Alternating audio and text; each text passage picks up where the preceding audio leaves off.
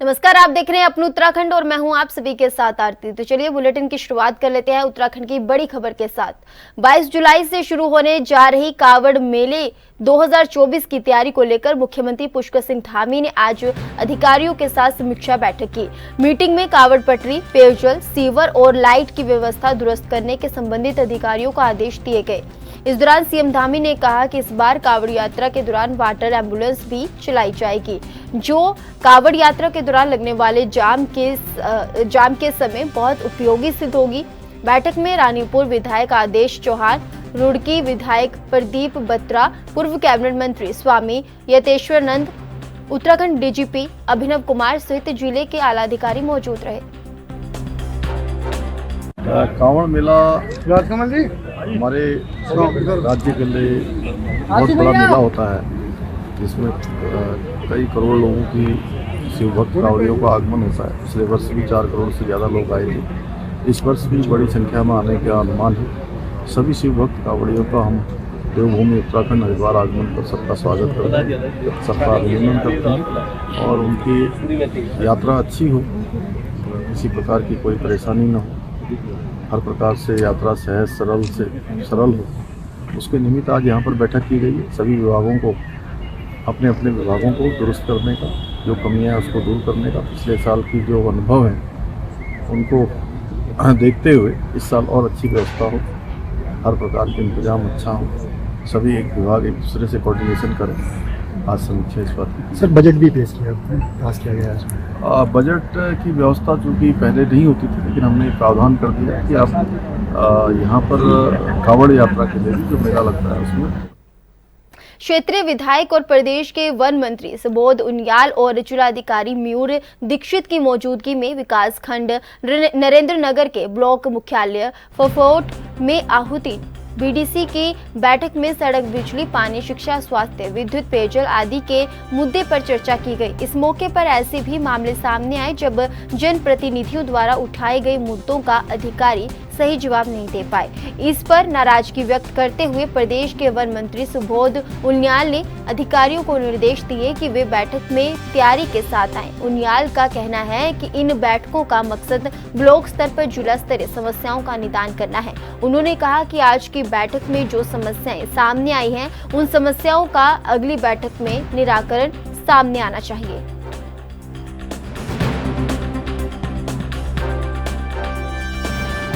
इन उद्देश्यों को लेकर के बीडीसी की बैठकों का आयोजन किया जाता है और मेरा मानना है कि विशेष करके नरेंद्र की जो बीडीसी होती है उसमें जनपद स्तर के समस्त अधिकारीगण और माननीय मंत्री जी इसमें उपस्थित होते हैं। निश्चित रूप से जो ग्रामीण क्षेत्रों के और हमारे जनप्रतिनिधियों की समस्याएं होती हैं उन समस्याओं का निराकरण करने की कोशिश की जाती है। जो समस्याएं प्रदेश स्तर की होती हैं उनको प्रदेश स्तर पर अगर सारित कर उनको भी निराकरण करने के लिए शासन को लिखा जाता है। और मेरा मानना है कि सदन के जिस प्रकार से सदन की कार्रवाई होनी चाहिए उस प्रकार से नरेंद्र विकासखंड का सदन चलता है और जिन उद्देश्यों को लेकर के सदन में प्रतिनिधियों का प्रतिभाग होता है उन उद्देश्यों को पूर्ण करने में हम सब लोग सक्षम होते हैं। सदन प्रदेश का सबसे श्रेष्ठ सदन है जो वास्तविक में सदन की तरह जिसकी कार्रवाई की जाती है, और क्योंकि ये एक ऐसा सदन है जिसमें बुनियादी स्तर पर जो ग्राम प्रधान और बीडीसी मेंबर जो हर गांव की हर समस्या में जो जिनकी जानकारी होती है उसको उठाने का काम करते हैं और जिले के अधिकारी उसके निराकरण के लिए कार्य करते हैं। जैसे आज नरेंद्र में ब्लॉक का हमेशा युवा रहा है कि यहाँ पर जिलाधिकारी और सारे वरिष्ठ अधिकारी बीडीसी की बैठक में आया करते हैं। तो जिलाधिकारी और जिला प्रशासन के समस्त अधिकारियों का बैठक में आना और स्वयं मेरा जनप्रतिनिधि के तौर पर आना, तो राज्य स्तर की समस्याओं की जानकारी, जिला स्तर की समस्याओं की जानकारी और विकास खंड में जो कार्यालय हैं इन कार्यालयों के कार्यालय अध्यक्षों को नीचे के स्तर की जानकारी होती है। कहीं ना कहीं मैं समझता हूँ अच्छे रिजल्ट मिलते हैं और इससे इसका समस्याओं के समाधान में इससे बहुत कांग्रेस ने मुख्यमंत्री सहित विधायकों के दिल्ली में केदारनाथ के प्रतीकात्मक मंदिर के शिलान्यास समारोह में शामिल होने पर सवाल उठाए हैं। कांग्रेस मुख्य प्रदेश प्रवक्ता गरिमा महारा दोसानी ने पत्रकार वार्ता में इसे आस्था पर चोट करार दिया है। उन्होंने कहा कि भाजपा ने पहले वैदिक परंपरा के विपरीत 4 शंकराचार्यों के अलावा अपने दर्जनों शंकराचार्य बनाए। इसी तरह अब ज्योतिर्लिंगों की महिमा के साथ भी खिलवाड़ किया जा रहा है।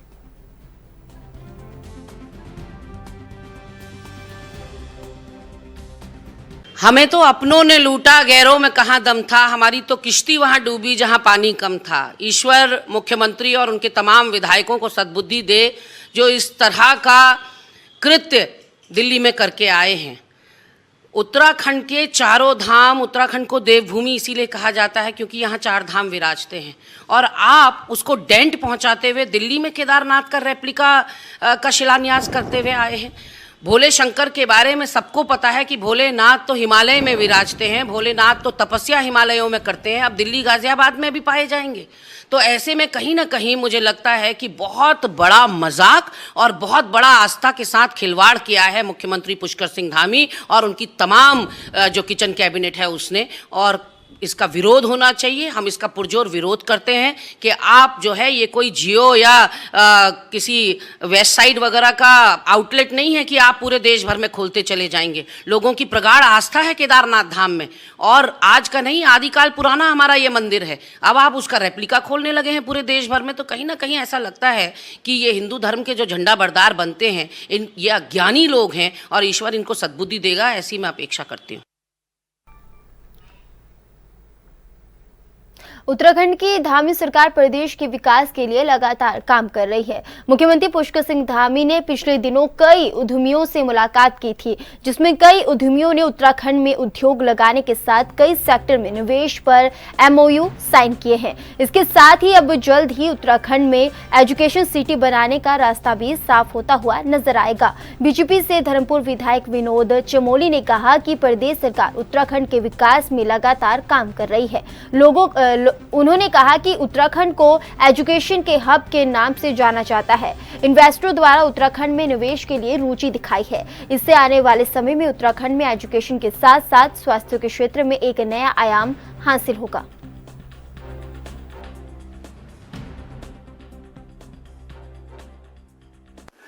देखिए, पहला बात तो ये है कि उत्तराखंड के अंदर हेल्थ सेक्टर में, एजुकेशन सेक्टर में बहुत स्कोप है, क्योंकि उत्तराखंड को एक एजुकेशन स्टेट के रूप में भी पूरे देश के लोग देखते हैं। तो निश्चित तौर पर यहाँ पर काफी मौके हैं जो एजुकेशन सेक्टर में जाना चाहते हैं। तो जो निवेश हो रहा है उसमें एजुकेशन सेक्टर में लोगों ने उत्सुकता दिखाई है, तो हम उसके लिए एक इंफ्रास्ट्रक्चर खड़ा करने का प्रयास कर रहे हैं ताकि लोग आए और एजुकेशन सेक्टर में इन्वेस्ट करें, जिससे कि हमारे यहाँ जो शैक्षणिक क्षेत्र है उसमें की गुणवत्ता बढ़े और साथ में रोजगार का अवसर भी उपलब्ध हो। मुख्यमंत्री पुष्कर सिंह धामी ने बुधवार को दिल्ली स्थित बुराड़ी हिरंकी में आयोजित कार्यक्रम में प्रतिभाग किया था और उन्होंने केदारनाथ मंदिर दिल्ली में भूमि पूजन कर मंदिर का शिलान्यास किया। इस पर कांग्रेस के प्रदेश अध्यक्ष करण महारा ने बड़ा पलटवार किया है। उन्होंने कहा कि यह शर्मनाक है और इन्हीं हरकतों की वजह से भगवान राम ने इनको सजा दी और यह अयोध्या सीट तो हारे ही, साथ ही अयोध्या के अलग बगल की 6 सीटें भी हारे। उन्होंने कहा कि केदारनाथ मंदिर में 230 किलो सोने की चोरी बात अब हम सब ने उठाई थी, उसके बावजूद भी आज तक जांच नहीं बैठी और अब यहां से बिना इजाजत के हमारी शिलाएं लेकर ये जा रहे हैं और उसके लिए भी उसे दिन का चयन किया गया जिस दिन गढ़वाल के 5 सपूत शहीद हुए।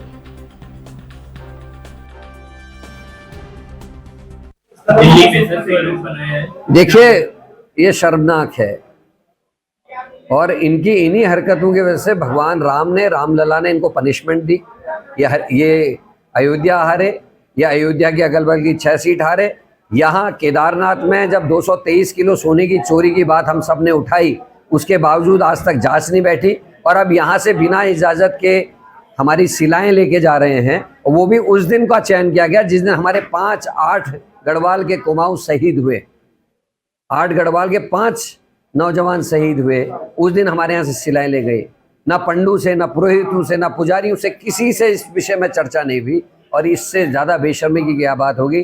धर्म की बात करके धर्म का सर्वाधिक नुकसान अगर किसी ने किया है। काशीपुर के एनडी तिवारी, एससी गुड़िया कांग्रेस नव चेतना भवन में इंडिया गठबंधन कांग्रेस के प्रत्याशी प्रकाश जोशी ने कांग्रेसी कार्यकर्ताओं के साथ बैठक की। बैठक के दौरान उन्होंने आगामी निकाय चुनावों के संबंध में बातचीत की और अपने कार्यकर्ताओं से संगठन को मजबूत किए जाने पर जोर देते हुए कार्यकर्ताओं को दिशा निर्देश दिए गए। इसके साथ अलावा वार्ड अध्यक्षों के साथ वार्डों के संबंध में भी चर्चा की गई। इस दौरान सैकड़ों पार्टी के पदाधिकारी एवं कार्यकर्ता बैठक में मौजूद रहे।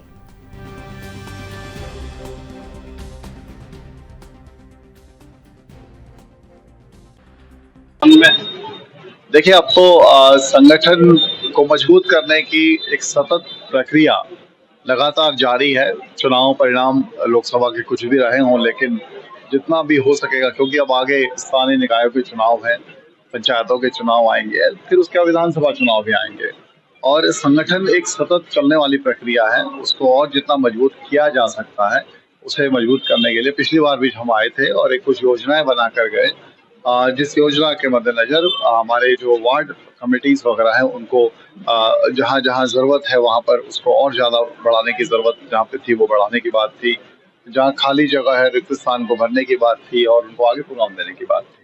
तो उस सिलसिले में आज ये उसी के संदर्भ में आज अगली मीटिंग है, जिसमें पिछले जो हमने काम किए उसको एक रिव्यू करेंगे हम लोग आपस में बैठ के बातचीत।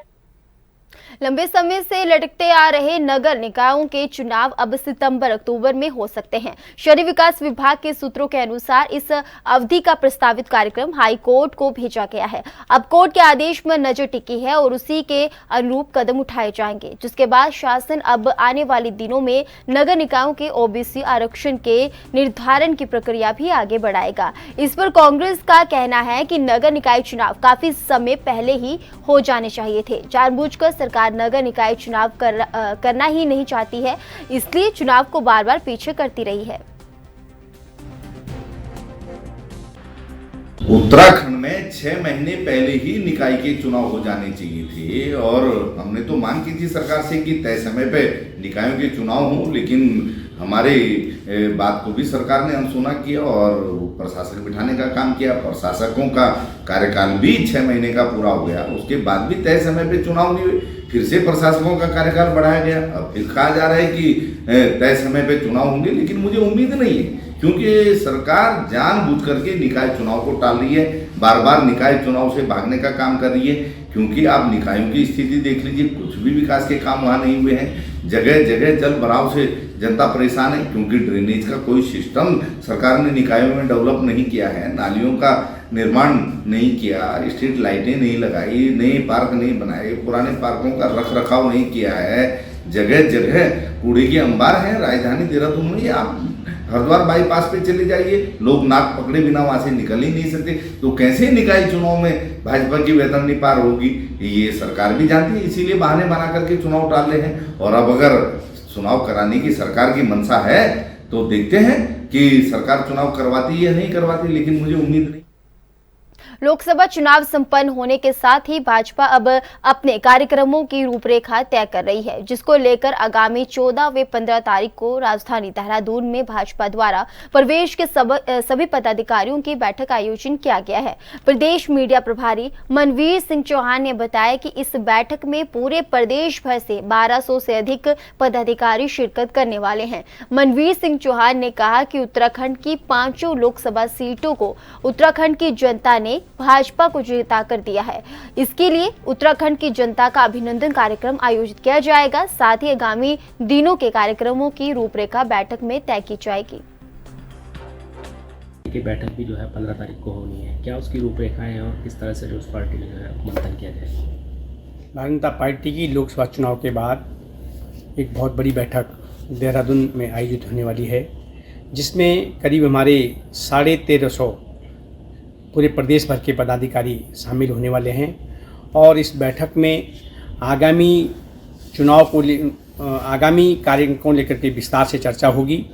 इसके साथ ही जो उत्तराखंड की जनता ने भारतीय जनता पार्टी को जो प्रचंड बहुमत दिया है, आदरणीय नरेंद्र भाई मोदी जी को तीसरी बार प्रधानमंत्री बनाने के लिए अपना मतदान का प्रयोग किया है, उसके लिए उत्तराखंड की जनता का आभार एवं अभिनंदन व्यक्त किया जाएगा।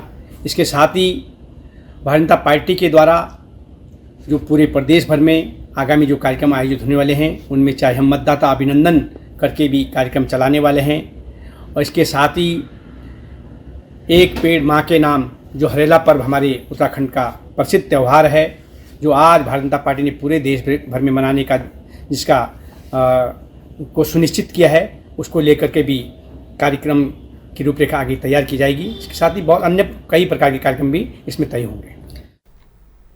फिलहाल रुकेंगे छोटे से ब्रेक के लिए, ब्रेक के बाद जल्द हाजिर होंगे।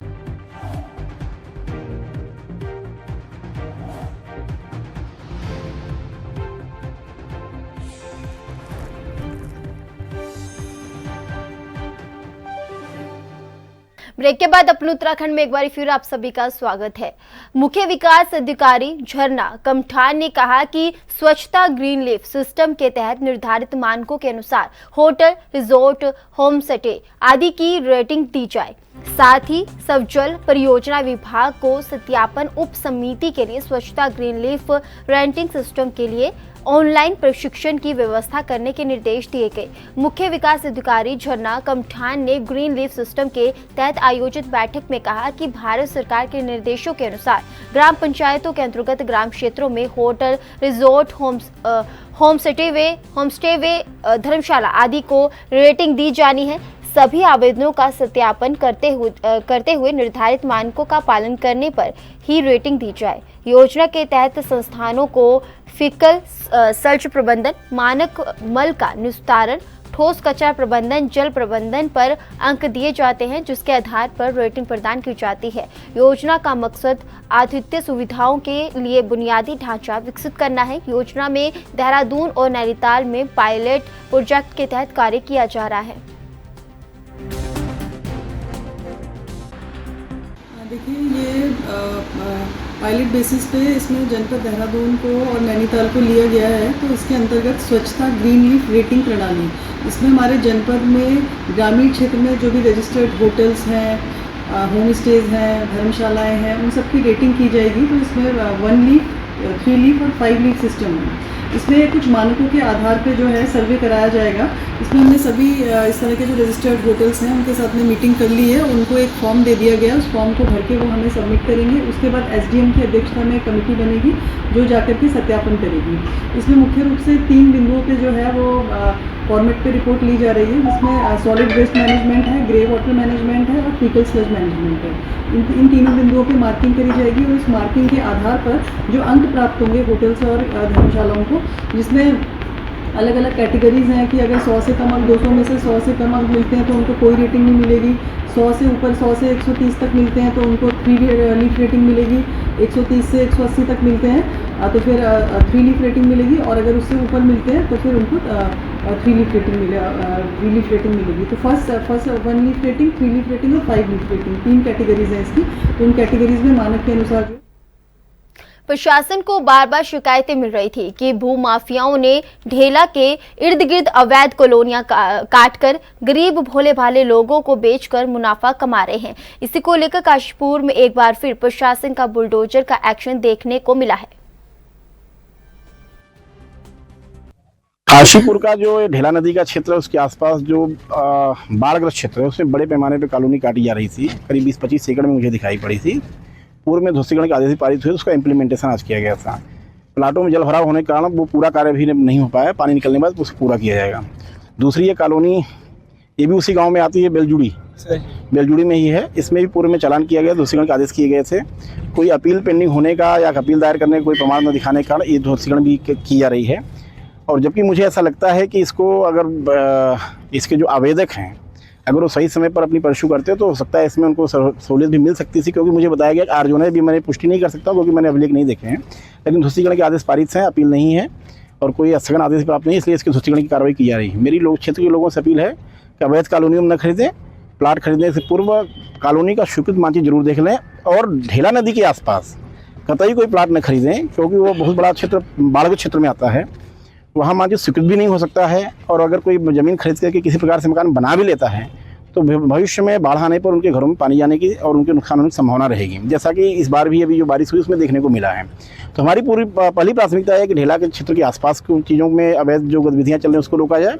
उसके अलावा जहाँ पर भी अवैध कॉलोनियों का निर्माणाधीन श्रेणी में है उन पर हमारा फोकस है कि उस पर कार्रवाई की जाए, रोका जाए, लोगों को पास कराने के लिए प्रोत्साहित किया जाए। पास जो कराने आएगा उनका कॉलोनी हम तीव्र गति से पास करने का प्रयास करेंगे।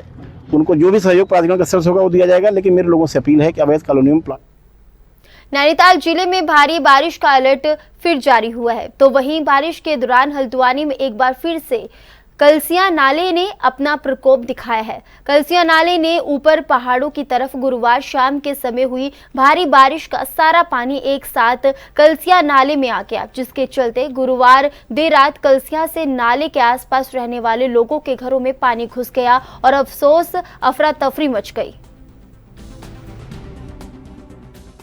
उत्तराखंड में मानसून के शुरू होते ही जो हालात हैं उत्तराखंड के वो बदलते नज़र आ रहे हैं और बदलते नज़र आ रही है उत्तराखंड की तस्वीर। और साफ तौर से जो नदी नालों के किनारे जो लोग रह रहे हैं वो अब डर के साए में, क्योंकि जो पानी का वेग है नदी नालों में वो बेहद ही तीव्र है और उसको लेकर के प्रशासन लगातार यहाँ पर लंबे समय से मानसून शुरू होने से पहले से लगातार उनको यहाँ पर अलर्ट जारी कर रहा था और उनको यहाँ पर नोटिस तक दिए जा रहे थे कि बरसात में यहाँ का जो पानी का वेग है वो अत्यधिक हो जाएगा, आप लोगों को नुकसान हो सकता है, इसलिए यहाँ से आप लोग हट जाएं। लेकिन उसके बावजूद भी यहाँ पर नहीं कोई हटने को तैयार हुआ। मैं अभी मौजूद हूँ हल्द्वानी के काठगोदाम स्थित कलसिया नाले के पास और कलसिया नाले में यहाँ पर बीती रात जो यहाँ पर नाले के पानी ने तांडव मचाया था, लोगों के घरों में पानी घुस गया था और लोग बेहद ही भयभीत थे।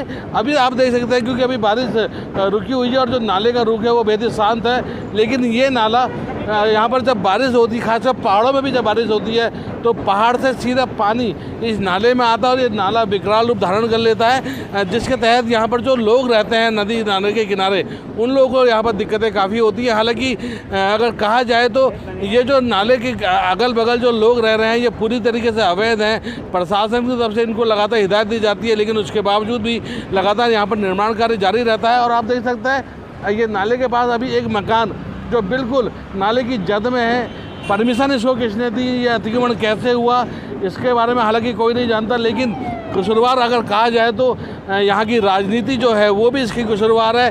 बीजेपी कांग्रेस एक दूसरे पे आरोप जरूर लगाती है, लेकिन उन लोगों को यहाँ किसने बसाया, इन लोगों को यहाँ किसने बताया, किसने इनको परमिशन दी यहाँ मकान बनाने की, ये अपने आप में एक बड़ा सवाल है। और इस सवाल से राजनीतिक पार्टियाँ किनारा करते हुए नजर आती है। प्रशासन पर जिम्मेदारी दी जाती है और प्रशासन को कहीं ना कहीं कसूरवार ठहराया जाता है कि वो उनको यहाँ पर हटाने का काम कर रहे हैं। मेरे साथ कुछ लोग मौजूद हैं, उनसे जानता हूँ कि यहाँ पर क्या स्थिति थी कल रात। कलसिया नाला में जो स्थिति थी कल रात कैसी थी, कैसा आंखों देखा मंजर था? बहुत खतरनाक था, बहुत ही ज़्यादा, और पूरा पानी पानी आ गया तो पता लगा। ये घर के यहाँ तक ये जो दीवार दिख रही है आपको, ये जहाँ आदमी बैठे हैं ये यहाँ तक पानी आ रहा था, बहुत तेज़ चल रहा था और नीचे तो पूरे एक घर बह गया और मट्टी अट्टी आ गई उसके अंदर। दो कमरा तो बिल्कुल ही बर्बाद हो गए हैं, बिल्कुल ख़त्म हो गए। यहाँ से लोगों को हटने की हिदायत भी दी जाती है? जाती है सर, कोई नहीं हटता है, पुलिस प्रशासन कहता है लेकिन फिर भी नहीं हटते हैं। अभी किसकी मानते हैं आप लोग ये यहाँ पर कंस्ट्रक्शन होने को लेकर? ये तो जनता की है, इन्होंने जनता ने बना रखा है, कोई नेता ने किसी ने कुछ थोड़ी कहा कि तुम बनाओ। यहाँ पर नजूल है वो तो घेरा हुआ, घेर करके बनाया। गधेरा बहुत चौड़ा था, लोगों ने जो है गधेरी की दीवार घेर के मकान बना दिया है।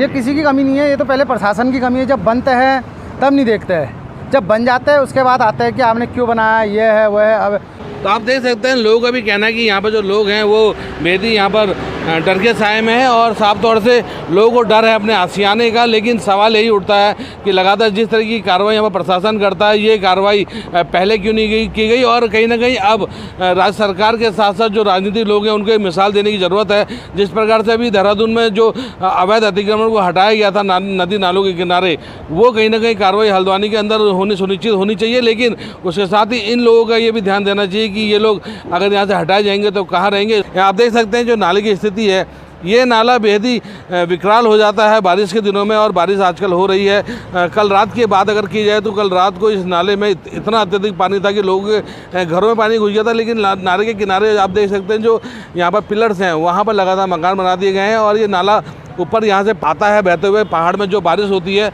वो सीधा पानी इस नाले में आता है और लोगों को लगातार हिदायत दी जा रही है, लेकिन लोग यहाँ से हटने को तैयार नहीं है। हालांकि कुछ लोगों को कल रात यहाँ से शिफ्ट किया गया था। काड़दोम के पास एक सरकारी स्कूल है, वहाँ पर उनकी रहने की व्यवस्था की गई थी, लेकिन लोगों को यही कहना है कि वो अपने आशियाने को भी जाएंगे, छोड़ के जाएँ तो कहाँ जाएँ, और प्रशासन इसकी तरफ जरूर ध्यान दे। Amit Chaudhary, ANB news, Haldwani. फिलहाल के लिए अपने उत्तराखंड में मेरे साथ बस इतना ही। आप बने रहे ANB न्यूज़ के साथ। नमस्कार।